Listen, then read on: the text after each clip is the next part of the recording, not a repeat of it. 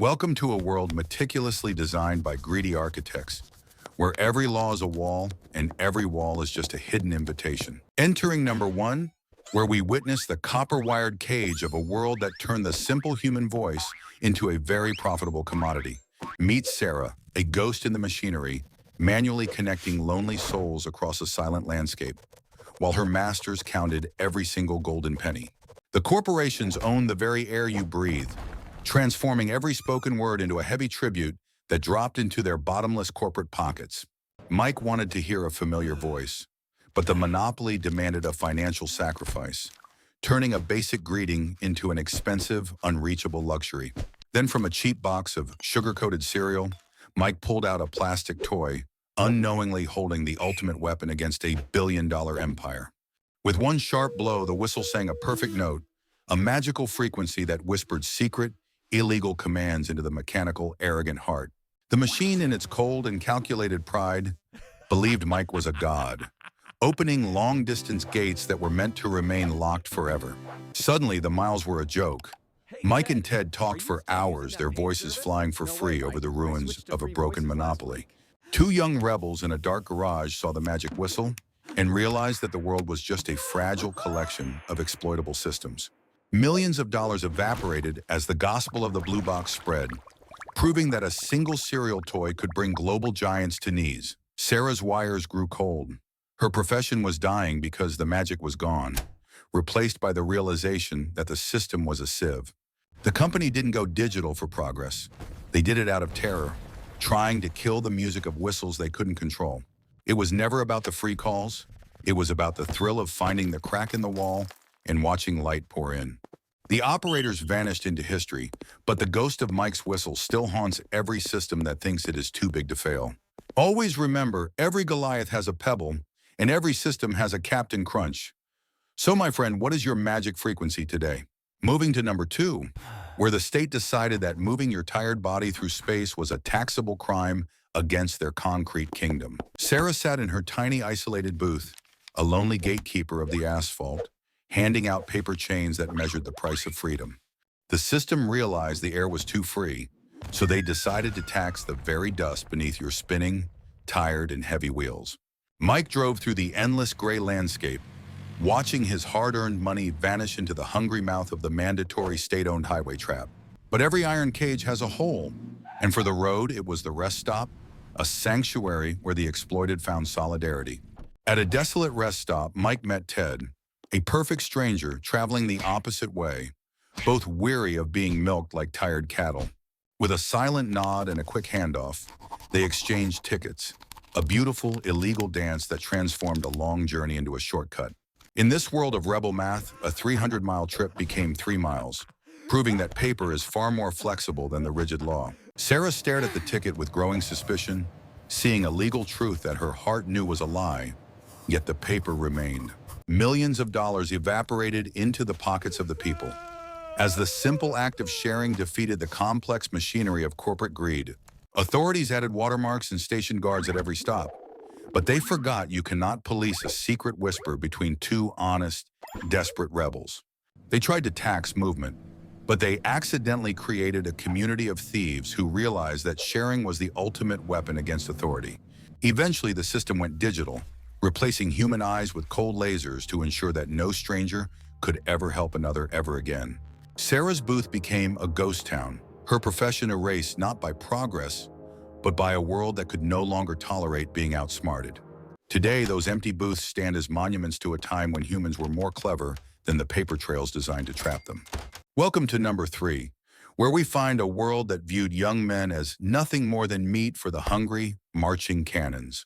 Ted, the conscription officer, stood with his clipboard, treating human lives like numbers in a ledger, hungry for more bodies to burn now. In this era, your teeth were not for eating, but were vital pieces of military hardware used to tear open deadly gunpowder cartridges. Mike realized his perfect, healthy smile was actually a death sentence, a signed contract that would deliver him directly to the muddy trenches. He walked toward a different kind of pain, choosing the cold steel of a dentist over the hot lead of a distant battlefield. Sarah, the dentist, became an accidental hero of the resistance, her pliers offering a brutal kind of mercy that the state could never. One by one, the white tiles of his smile fell, a sacrificial payment to reclaim a life that the king thought he owned. Mike emerged with a bloody, broken smile, possessing a body that the military machine no longer desired and could no longer legally use. Ted stared into the dark voids of 1,000 mouths, searching for the teeth that had mysteriously and suddenly vanished across the city. He knew the truth, but how could he punish a man for having poor hygiene, bad luck, or a very sudden dental tragedy?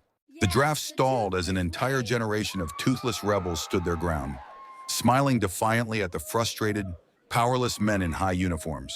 They tried to change the rules, but they couldn't force a man to bite the bullet when he had nothing left to bite. Ted's power evaporated into the air. He was now the master of an empty room, a shepherd of sheep who outsmarted the wolf. It was a brutal, brilliant loophole, proving that humans will mutilate their own bodies just to keep their souls away from the war. Always remember, when the state demands your life, sometimes the most revolutionary thing you can do is give them a broken smile.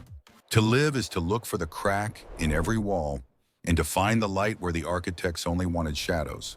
Starting number 4, where a greedy crown attempted to claim the very ocean and tax every essential grain of life's basic flavor. The gabelle was a cruel extortion, forcing citizens to purchase massive amounts of salt they simply did not need for their survival. Salt became a luxury dearer than daily bread, its price inflated by 100 times to satisfy the bottomless hunger of royal coffers. Meet Ted, the collector of white gold, an agent hired to weigh your poverty and ensure the king received his mandatory tribute. He patrolled the borders of hunger, searching for any unauthorized crystals that had not been blessed by the state's heavy, reaching hands. But Mike and Sarah became shadows in the night, smuggling cheap salt from distant shores to feed a nation of desperate rebels. They even trained clever dogs to navigate the dangerous river crossings, their small paws outrunning the heavy, clumsy boots of royal authority. Mike hid his precious contraband inside hollowed loaves of bread, proving that human ingenuity will always find a creative way to survive. Ted watched helplessly as his maps filled with ghost trails, drawn by invisible smugglers who turned the royal borders into useless sieves. The entire system was a fragile house of cards built on grains, an empire that forgot people would rather fight than starve. Smuggler armies grew so bold, they marched in broad daylight, turning illegal trade into a grand, salt-crusted revolution against the greedy tyranny. Ted finally realized his badge was no shield against the collective rage of a nation weary of paying for every single grain. When the fires of revolution ignited, the salt tax and its collectors were among the very first things to burn injustice. The profession of the Gabaloo vanished overnight, erased by a world that realized you cannot own the ocean or life's flavor. Always remember, the more you try to tax the human spirit, the saltier the rebellion will become. Keep finding those secret loopholes. Welcome to number 5. Where the government decided the invisible air around your head was actually their private and highly profitable property. Meet Ted, the inspector of invisible waves, walking door to door to ensure that no one was stealing music from royal airwaves. They tried to build a cage for the wind, demanding a license fee just to listen to the whispers of distant orchestras. Mike wanted to hear the world, but the state demanded a heavy tribute, turning the joy of listening into a mandatory burden. But Mike was a genius of the junk pile, discovering that a simple, rusty razor blade could become a gateway to freedom. Using only a wire and a pencil, Mike built a crystal radio, a silent ghost that lived without batteries or electrical detection. Ted's expensive detectors were blind to Mike's creation, as it sat hidden inside an innocent tea kettle or a dusty old book. While the world paid for the air, Mike listened for free, catching forbidden melodies that danced through the gaps of the net. Sarah saw the magic of the razor blade, and soon every house had a secret receiver, turning the entire neighborhood into pirates. Ted knew the air was full of listeners, but he was hunting ghosts, powerless against a technology that left no physical trace. The inspection system collapsed under the weight of 1,000,000 silent razor blades, proving you cannot own what you cannot see tonight. Ted's profession died in the silence of crystal sets, a victim of a world that refused to pay for the air's vibrations. It was the first true hack of the modern age, a rebellion of junk that defeated the high-tech machinery of the state. Today we stream for free, forgetting the rebels like Mike who used trash to win the war for the very air breathed. Always remember, when the state tries to tax the invisible, look for a razor blade and keep the music playing forever now. Approaching number 6, where we find the watchers of the spinning disc, high priests in the modern temple of electrical consumption debt. Every rotation was a tax on your existence, a mechanical heart beating only to drain your wallet for the crime of living. Sarah, the meter reader, walked her path like a silent ghost, recording the spinning numbers that dictated the survival of every home. Mike watched his meter spinning like a madman, realizing his life was being measured in kilowatts and sold back to him dearly. But Mike found a silent ally in the laws of physics, a powerful magnet that could stop the greedy march of those wheels. With a simple click, the magnet kissed the metal box, turning the high-speed rotation into a lazy, slow crawl of beautiful rebellion. The meter thought time had slowed down, while Mike enjoyed the warmth of a house that the system thought was completely empty. Sarah looked at her clipboard in confusion, seeing a massive house using less power than a single, lonely, flickering little birthday candle. The moment she knocked, the magnet vanished, hidden behind Mike's back while he smiled innocently at the confused guardian of the grid. This magnetic secret spread like a fever, as neighbors realized that a simple stone could freeze the rising costs of modern lives. The utility giants screamed in the dark, losing millions to a force they couldn't see, touch, or legally prove in courtroom. They struck back with digital smart meters, invisible beams of data that no magnet could ever hope to slow or stop now. Sarah's clipboard and her walking shoes became relics, her profession erased by a digital eye that never sleeps or blinks at all. The loophole closed, but it proved that even the most powerful grid is vulnerable to a human with a very strong magnet. Always remember, the system wants you to spin, but your mind has the power to attract a different kind of freedom instead. Entering number 7, where a dusty office and a red pen attempted to play God over every single word you ever dared think. Meet Sarah, the state censor, a lonely architect of silence who spent her days killing beautiful ideas before they could even breathe. The state built an iron curtain of boredom, convinced that by banning the song, they could stop the human soul from dancing. Mike fought back with samizdat, typing forbidden books on thin paper, creating a secret web of carbon copies shared in the dark. Every page was a potential prison sentence, yet Mike realized that a hidden truth is far more powerful than a loud lie. The state hated jazz, calling it a disease. But Mike's ears were hungry for the rhythm of freedom they could never understand. He found the ultimate loophole in a hospital trash can, using discarded X-ray films to record the music that the state feared. They called it bone music, carving forbidden melodies onto images of broken ribs and shattered skulls, a beautiful irony of the spirit. Imagine listening to rock and roll through the image of a stranger's chest, a literal symphony of survival rising from medical waste. Sarah patrolled the streets, sniffing for the scent of creativity, but she couldn't find the music hidden inside the city's very bones. When the paper was burned, Mike memorized entire books, turning his own brain into an unbreakable vault that no censor could enter. Sarah's red pen ran dry, her power evaporating as a nation of memory and bone music outpaced her slow and heavy machine. By the late 80s, the walls crumbled, not from bombs, but from the weight of a million secret songs they couldn't stop. The profession of the censor died in the bright light of truth, leaving behind only empty offices and echoes of forbidden jazz. Always remember, you can bury the paper and ban the song, but the truth will always find a way to play through. Entering number 8, where the mighty filing cabinet decided if you became a hero in a grave or a student in library.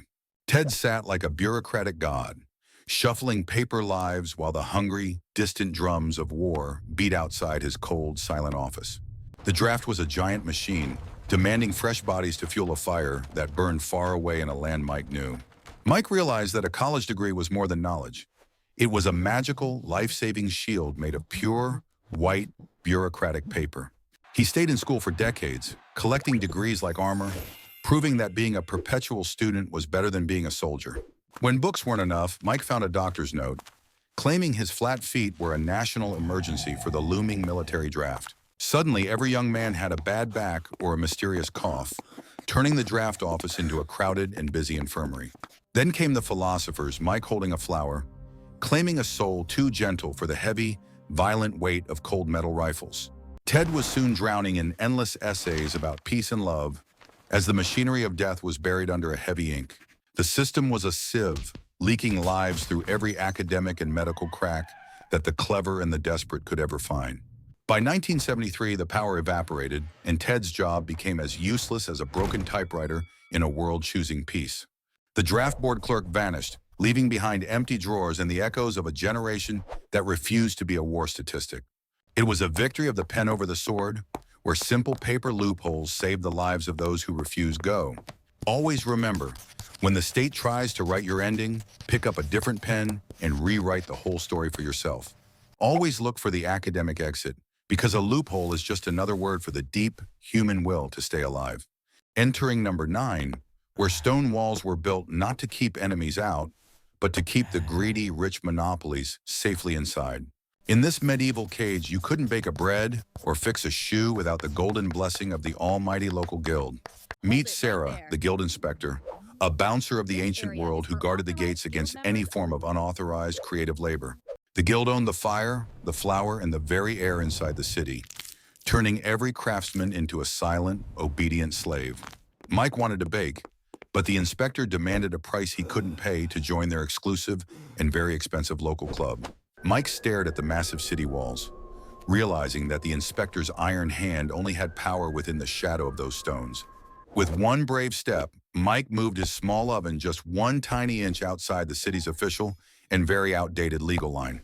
This was the birth of the suburbs, a place where freedom tasted like cheap bread and the inspector's rules simply did not exist. Sarah stood on the wall, watching helplessly as the city's wealth flowed out to the rebels working in the open green fields. These outside workshops were crushing it, charging whatever they wanted and hiring whoever they pleased, far beyond the guild's reaching, desperate hands. It was like using your phone's data when the home Wi-Fi is blocked, outsmarting a system that thought it owned the world. The city became a ghost of its former self, a hollow shell of rules while the real world flourished outside in sun. Sarah's job became as useful as a chocolate teapot, a relic of a time when people believed that walls could stop progress. They tried to cage the market, but they accidentally created a new world where boundaries were nothing more than a funny memory. Always remember, when they tell you where you can't build, just step outside the line and create your own kingdom instead. Entering number 10, where the state possessed the audacity to bill you for the very sunlight that nature gave away for free. In 1696, England's king decided that the morning sun was no longer a gift, but a lucrative and mandatory royal commodity. Meet Ted, the royal counter of holes, a man hired to ensure no beam of light entered your home without being taxed. The logic was simple. If you are rich, you have many windows. If you have many windows, the king deserves your gold. Mike stood in his bright home, realizing his view of the blue sky was now an expensive bill he simply could not afford. So, Mike picked up a heavy stone brick, sealing away the outside world to keep his few coins safe from royal hands. Across the silent city, houses were blinded, turned into dark caves where families lived like lonely, forgotten ghosts in a world of shadows. Ted walked the streets staring at obvious brick patches, legally unable to tax a window that was now nothing but cold, gray stone. To keep a shred of dignity, Mike painted fake windows onto the bricks, a silent and colorful protest against the greedy royal darkness. Sarah, the doctor, watched as people grew pale and sickly, living in stagnant, airless rooms just to save a few golden coins. Houses began to look like they were designed by vampires, with barely any eyes left to see the bright, beautiful world outside. The state eventually realized they were taxing the health of the nation, killing their subjects with darkness just to fill royal coffers. Finally, the tax was abolished, but not before it left a permanent, ugly scar on the face of the city's ancient architecture. Today, you can still see those bricked-up eyes in old buildings, silent monuments to a time when light itself was a luxury. We have explored the graveyards of dead laws, but the war between greedy systems and clever minds is a story without end. Join our growing tribe of rebellious architects by hitting that subscribe button, ensuring you never miss a single crack in the wall. Which loophole was your favorite? Drop a comment below and share this video with anyone who refuses to live in the shadows. Until the next crack in the system appears, stay curious, stay rebellious, and I will see you in the next great escape.